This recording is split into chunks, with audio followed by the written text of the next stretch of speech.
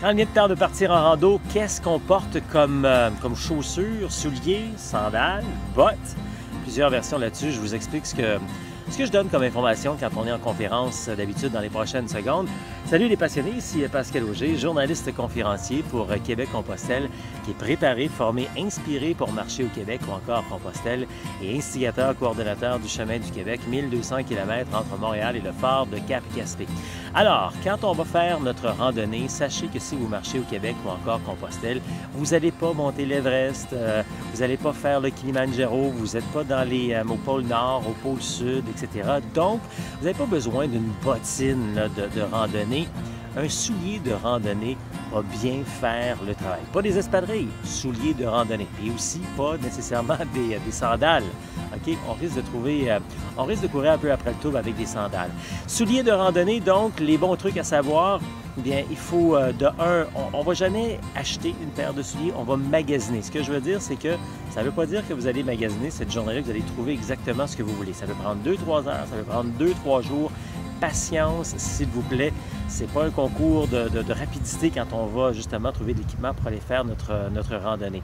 Alors, on prend notre temps. Comme je dis, ça peut prendre 2-3 jours, 2-3 magasins, et ainsi de suite. Parce qu'on va essayer beaucoup de souliers. Ce que je vous invite à faire quand vous allez dans les commerces, attendre en fin de journée. Votre pied a pris du temps de enfler en quelque sorte, bon, de prendre sa proportion de randonneur, si on veut. Apportez également les bas avec lesquels vous allez marcher. On va reparler de ça, les bas, mais on évite le coton, etc. Les bons bas, donc on va essayer nos souliers avec les bons bas également dans les pieds. Donc, on fait ça en fin de journée. Également, on va prendre, quand on va choisir ses souliers, on va généralement demander d'avoir des souliers entrée de gamme, moyenne de gamme et haut de gamme. Et là, vous ne regardez pas le prix, vous ne regardez pas les modèles, c'est pas le marketing qui va décider.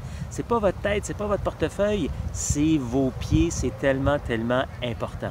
Vous allez prendre également un demi, un ou 1,5 point de plus pour vos souliers, pour avoir de l'espace. C'est impressionnant la proportion que peut prendre votre pied quand vous allez marcher, même de façon régulière sur le plat.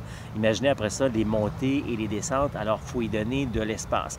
Généralement, quand on essaie des souliers aussi, ça dure quoi? 5 minutes peut-être dans le magasin, on essaye une autre paire, on essaye une autre paire.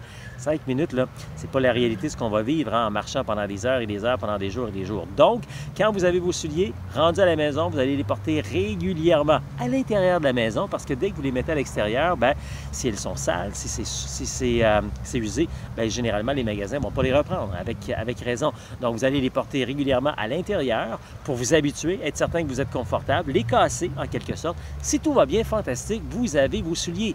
Si ça ne va pas bien, bien, vous les ramenez puis vous réessayez. J'ai déjà rencontré des gens qui ont changé, essayé des souliers 2, 3, 4 fois jusqu'à temps qu'on trouve les souliers idéaux. Là, vous vous attendiez peut-être que je vous parle de marque. Non, parce que moi, la marque qui me fait, c'est peut-être pas la marque qui vous fait, et ainsi de suite. Alors, c'est pas une question de marque, de prestige et de marketing.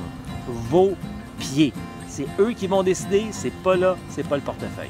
Ça vous tente d'en savoir davantage, d'autres trucs comme ça, bien, je vous invite, regardez en dessous de la vidéo ici, visitez le site internet québeccompostelle.com.